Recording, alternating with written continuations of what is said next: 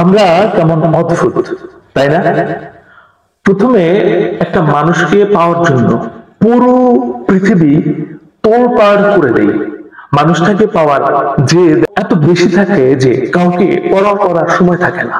নিজের পরিবার, পাড়া প্রতিবেশী, এমনকি তার পরিবারের মুখোমুখি হবার জন্য নিজেকে প্রস্তুত রাখি।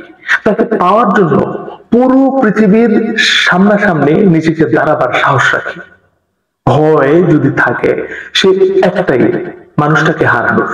তাছাড়া মাথা, মস্তিষ্ক, কল্পনা জল্পনা, দিবা স্বপ্ন, নিশি স্বপ্ন সবটা জুড়েই ওই একটাই মানুষ। তাকে যে পেতেই হবে যে কোনো মূল্যে। লড়তে লড়তে যখন পুরো পৃথিবী আমাদের বিপরীতে চলে যায়, আমরা একা হয়ে যাই সম্পূর্ণ, তখন জানতে পারি বিপরীত মানুষটা আমাদের জন্য সিরিয়াস কোনো ফিল নেই। আমায় না পেলে তার বিশেষ কিছু যায় আসে না, বরং তার ভালোই হয়। আমরা ভেঙে যাই, তারপরও একটার চেষ্টা করেই যাই তাকে পাওয়ার, নিজের অনুভূতি বোঝানোর। কিন্তু না, বিশেষ কিছু লাভ হয় না। পায়ের তলার মাটি হারিয়ে ফেলে পুরো পৃথিবী আমাদের উপহাস করে। কোথায় তার জন্য এত কিছু? কিছু বলার থাকে না।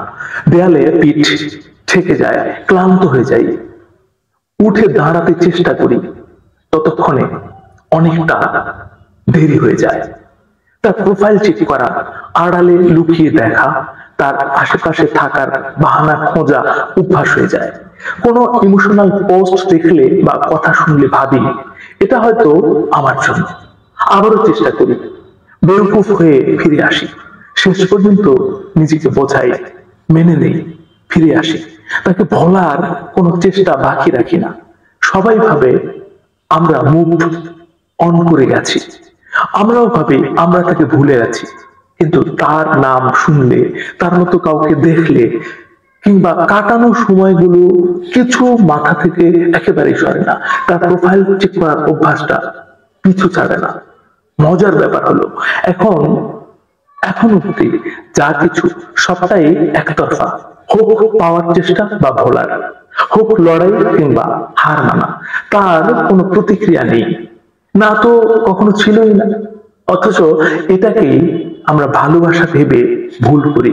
পরিবারের সাথে দূরত্ব বাড়ে, বন্ধু বান্ধব উপহাস করে, আর আমরা জোকার হয়ে যাই। অতঃপর সবকিছু থেকে লুকিয়ে বাঁচতে শুরু করি, নিজেকে আড়াল করে নেই, একা করে ফেলি। ভালোবাসতে গিয়ে আমরা নিজেকে চোর বানিয়ে ফেলি, অথচ সে ঠিকই সিংহের মতো মাথা উঁচু করেই বাঁচে। কি অদ্ভুত, তাই না?